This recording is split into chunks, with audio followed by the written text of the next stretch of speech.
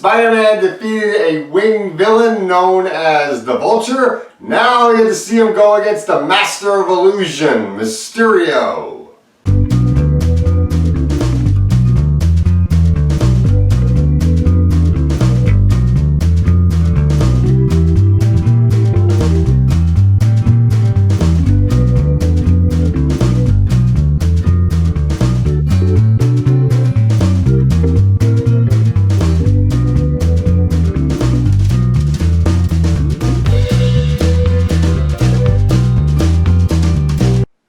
Spider-Man Far From Home, directed by John Watts, the man that directed Spider-Man Homecoming. This movie brings back Tom Holland as Peter Parker's Spider-Man, Samuel L. Jackson as Nick Fury, the head of S.H.I.E.L.D., Jake Gyllenhaal as Quentin Beck, Mysterio, Marissa Tomei as Aunt May, Jon Favreau as Happy Hogan, Zendaya as Michelle, or the movie's calling her MJ, Jacob Batalon as Ned, Angelina Rice as Betty Brant, Tony Ravioli as Flash Thompson, and Colby Smulders as Maria Hill, Nick Fury's right-hand woman. This movie takes place 5 years after Homecoming and a little while after Avengers Endgame. This movie shows the after effects of bringing everybody back after Endgame. If you remember, Hulk did a snap and brought everybody back, and then Tony did his own snap with the Infinity Stones to make Thanos' forces go away, which killed Iron Man in the process. And now Peter Parker, Spider-Man, has to deal with this. He has to wonder, can he live up to his mentor, Iron Man? Should he be the one to take Iron Man's place, or should he pass it on to somebody else? And he really doesn't want to deal with this. He just wants to be a teenager, spend time with his friends, go off on this trip, be with a girl that he really likes, Michelle, MJ, played by Zendaya. But Nick Fury comes to Peter Parker with a mission.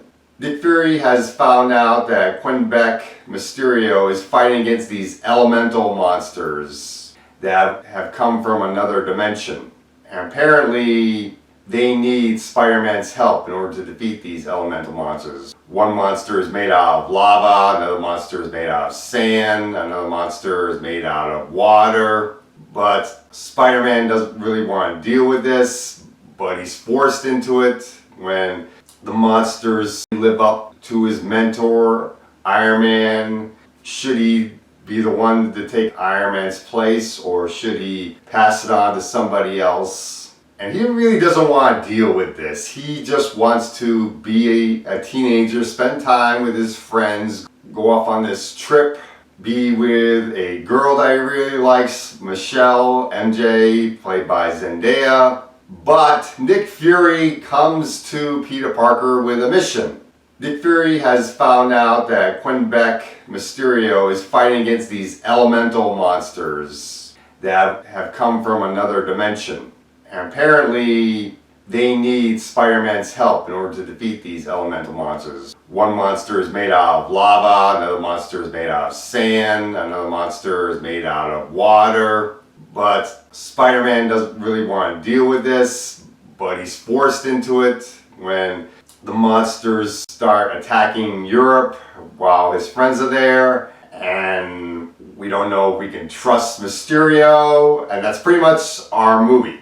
Now, I really like this new Spider-Man. Tom Holland is great as Peter Parker. He really does a good job in this movie. And when I heard that Mysterio was going to be the villain in this film, I got really hyped because I've been wanting to see Mysterio on the big screen. Mysterio is one of my favorite Spider-Man villains, and Jake Gyllenhaal playing the character, that's awesome. I really wanted to see how they were going to do Mysterio's power of illusion and everything, and he is excellent in this film. Jake Gyllenhaal nails this character. He does such a great job as Mysterio. He really plays this character well. Samuel Jackson is very good in the movie as Nick Fury. Marissa Tomei is pretty good as Aunt May. She doesn't get as much screen time as she did in the previous movie, but she does a very good job of what she has. Jon Favreau does a very good job as Happy Hogan. Find out one thing that happens in the movies that Aunt May and Happy Hogan are dating. That was pretty funny when that is revealed. Zendaya as Michelle. Surprisingly, she was very good. I really did like her in the movie. I was afraid that Zendaya and Tom Holland weren't going to have chemistry in this film, and they do have very good chemistry, which is great. I was concerned about the chemistry, and they really work off very well off of each other. I did like Ned in the movie. I thought Jacob Batalon was very funny. Tony Ravioli as Flash Thompson was very good in the movie. Andreen Rice as Betty Brant was pretty good. Maria Hill, she doesn't really do that much in the movie, but she was pretty good for what she had. But let's get into the negatives of this movie, because despite how great this movie is, despite how great the visuals in this movie are and the action and everything, this movie is not perfect. There are some flaws to this movie. One of the flaws to this movie is the fact that there is an unnecessary love triangle. There's a rival that Peter Parker has to deal with named Brad Davis, who I didn't really feel was totally necessary, but this character is an okay character. I did find some of the things he did in the movie to be pretty interesting and a bit funny.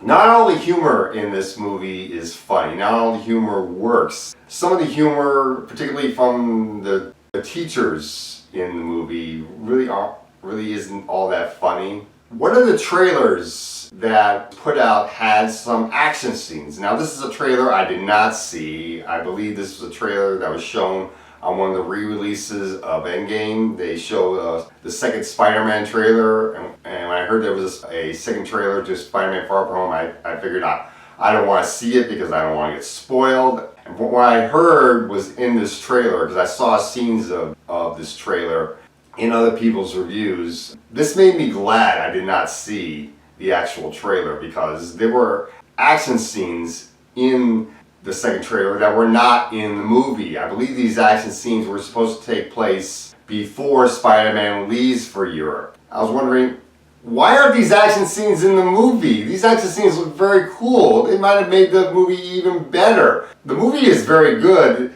despite the action scenes not being there, but it would have been even better to have these action scenes in the movie. I feel that it was a bit misleading that they put these action scenes in and then you find out the action scenes aren't even in the movie. They probably deleted them because of time and they wanted to put most of the focus on what's happening in Europe, but why put the action scenes in the movie to begin with then? Then there's the tease at the end of Homecoming that we were supposed to get the Scorpion too. But that character never shows up in this movie. I was a little shocked that the Scorpion doesn't show up in this movie. They must be holding him off for a future film, I guess. Which made me a little bit disappointed, but Spider-Man movies always work best when there's one villain instead of more than one villain. If you've seen Spider-Man 3 and Amazing Spider-Man 2, those movies had way too many villains. That was one of the reasons why both of those movies did not work very well, because he overpacked them with too many villains, and one villain got the short end of the stick. In Spider-Man 3, it was Venom that got the short end of the stick when it came to screen time. And in Spider-Man, in Amazing Spider-Man 2, the villain that got the short end of the stick was the Rhino, but then again, the Rhino looked like a transformer. And Harry Osborn's Green Goblin didn't look very good either. Neither did Electro, played by Jamie Foxx, so maybe it was a good thing that that movie failed anyway. So I'm glad that this movie only had one villain instead of two, but I still would like to have known what the Scorpion would have been like. So hopefully the Scorpion will be in the next movie. Another negative is at the end of Homecoming, Aunt May found out that Peter Parker is Spider-Man. I was hoping to see the after effects of that, but when we got to Far From Home, Aunt May is totally fine with Peter Parker being Spider-Man. Hey, awesome, great job, Peter Parker being Spider-Man. She's totally proud of it and everything else. I really wanted to see the after effects and seeing Aunt May give Peter Parker talking about dealing with the fact that her nephew is Spider-Man, and it's just, oh wow, isn't that awesome? I have my nephew is Spider-Man. So it just went from WTF to, hey, my nephew is Spider-Man. It's like, what? So that was a bit jarring. I really did like this movie, and what they did with Mysterio was awesome. This movie has 2 after credits scenes, so stay after the credits. Both of these scenes are very shocking, very revealing. You definitely want to stay after the credits for both of these scenes. One scene made me smile because we finally got a character that I've been wanting to see back in the Spider-Man world, and then the second scene gives you a bit of an idea of who could be the main villain for Phase 4, or one of the main villains for Phase 4, which really shocked me that that these villains are one of the big bads for Phase 4. That was pretty cool. So overall, I did like this movie a lot. This is a really great film. Is it perfect? No, but it is a good movie. I definitely think people should check this movie out. So I'm going to give Spider-Man Far From Home a B+. I probably could have given this movie a much higher grade if those action scenes that were shown in the second trailer were actually in the movie. I hate it when you have misleading advertising like that. I mean, I know Infinity War did kind of like the same thing, but that was more like misdirection, and the payoff you get when you got to see Infinity War was awesome anyway. But they did the same thing here, and it doesn't work the same way here, because you made us think that there was going to be more action than what we thought was going to be, and that's not right. But overall, I did like this movie a lot, and I definitely think people should check out Spider-Man Far From Home. And that's all I gotta say for this film.